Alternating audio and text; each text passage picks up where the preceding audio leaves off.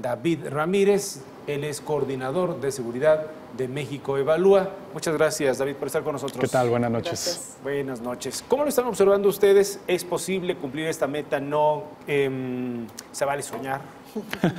Pues mira, nosotros desde México Evalúa siempre agradecemos cuando políticos, cuando la gente dedicada a la administración, responsables de la autoridad, se ponen metas y sobre todo metas que después nosotros podemos cuantificar para ver si nos acercamos o nos quedamos cortos. En este punto, la meta inicial del 50% o ya luego que lo adaptaron al 30% en 3 años, nos pareció un reto interesante para pensar cuáles serían las implicaciones de esto, ¿no? Qué tan fácil sería, qué tan complicado sería en términos de política pública o simplemente en términos numéricos. Por ejemplo, ¿cuántos estados tendrías que tomar en cuenta o cuántos municipios tendrías que tomar en cuenta? Y ahí es en donde empezamos a ver que esta meta, la más modesta, que es el 30%, se empieza a tornar complicada, ¿no? Por ejemplo, si nosotros pensamos en trabajar a nivel de entidad y seleccionamos las 10 entidades con mayor tasa de homicidio para 2018 con proyecciones para ver cómo cierra, estos 10 estados ocuparían el 64% de los homicidios. Si nosotros lográramos reducir el 10% en cada año durante 3 años en todos estos estados, solamente alcanzaríamos a reducir en un 19% la tasa. Nos quedaríamos cortos, ¿no? Ahí está alguno de los...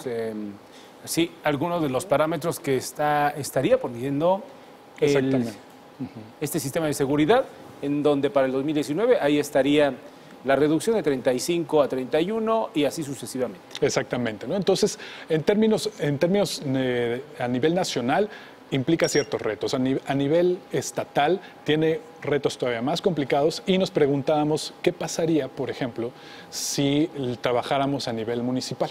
¿Con cuántos municipios tendríamos que trabajar para acercarnos a esta meta? Y vimos, por ejemplo, con los 20 municipios con la mayor tasa de homicidio y si tuviéramos que cumplir estas tasas de esa reducción de 10% a cada año, en 3 años, si trabajamos con 20 municipios nada más, alcanzaríamos una meta del 9%. Apenas el 9%. Apenas el 9%. Estos municipios, Tijuana, Juárez, en Chihuahua, Acapulco, en Guerrero, Benito Juárez, en Quintana Roo y Culiacán, en Sinaloa. Pero esos nada más son 5. El cálculo completo son con 20 municipios. ¿No? Nos quedaríamos solamente en un 9% de ahí va Guadalajara, Ecatepec, León, Irapuato, Tlaquepaque y muchos otros que estamos viendo justo ahora en pantalla. Solo de esos el 9%. ¿Qué tendríamos que hacer entonces, David, para alcanzar esta meta tan ambiciosa de la próxima administración? Pues nos preguntamos entonces cuántos municipios tendríamos que atender para alcanzar el 30%. Y ahí hicimos un pequeño ejercicio y vimos que necesitamos atender cerca de 340 municipios solamente para llegar al 25% en 3 años.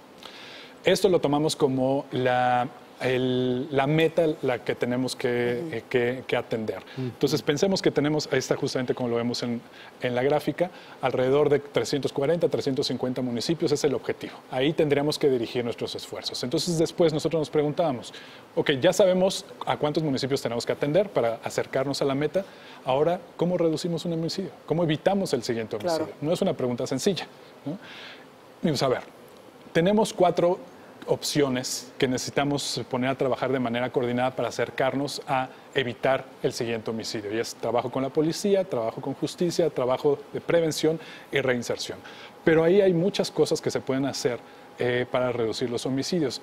Y nos preguntábamos en dónde invertiríamos nuestro dinero o los recursos que el Estado tiene limitados para poder trabajar hacia la reducción. En policía, por ejemplo.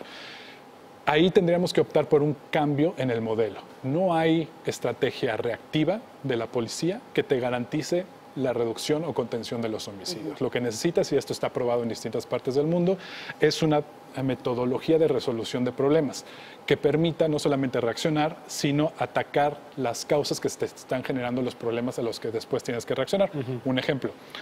La policía tendría que ser capaz de poder identificar o generar confianza con los ciudadanos en donde hay de repente problemas de violencia intrafamiliar y que pueda actuar para desactivar un probable homicidio enmarcado en un contexto de violencia intrafamiliar.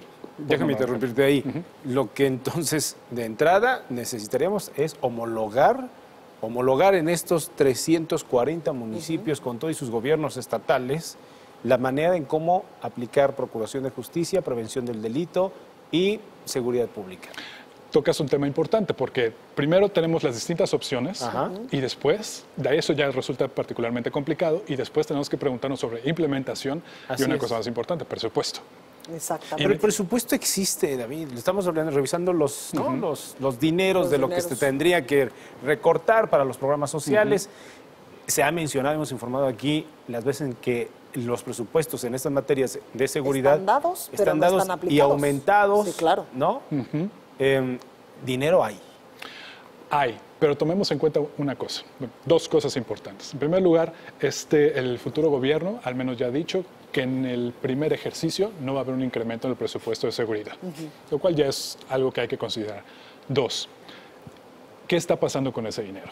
¿No? Uno de los puntos que ponemos nosotros sobre la mesa es, al no preguntarnos sobre la implementación y el presupuesto, estamos dejando de lado cosas muy importantes como por qué recursos de la federación, a veces cuando llegan a los estados, no se invierten donde se tienen que invertir.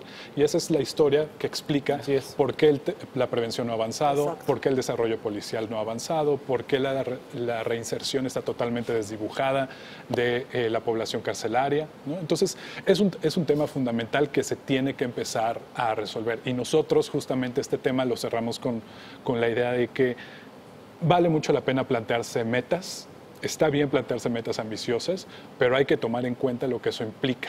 Y eso implica desafíos de política pública que no son nada fáciles de resolver. Entonces tenemos que enfocarnos y poner mucha atención en los cómo. De manera muy rápida, David, estos perfiles que anuncia hoy el próximo gobierno de Andrés Manuel López Obrador en la Sedena y también en SEMAR, ¿son los adecuados para coadyuvar también en desarticular esta vertiente de inseguridad que estamos teniendo en el país? Pues en este punto creo que lo más interesante no solamente son los perfiles, sino qué va a pasar con la institución de las Fuerzas Armadas en términos de seguridad. Ahí todavía no sabemos bien, no ha habido una postura clara. Podemos ver que se está perfilando algo que quizá no represente un verdadero cambio en términos de la participación del ejército, pero han mencionado varias veces que va a venir acompañado de un plan de retiro paulatino, etcétera. Habrá que esperar a ver si estos nuevos responsables dentro de las Fuerzas Armadas van a ser apoyados también con un programa de desincorporación paulatina. Exacto. Muy bien. David Ramírez, muchas gracias por estar con nosotros. Muchas gracias a ustedes. Gracias. Bien, en más información, esta mañana Manuel Granados presentó su renuncia a la presidencia nacional del PRD, aunque fue a través de sus redes sociales donde informó los motivos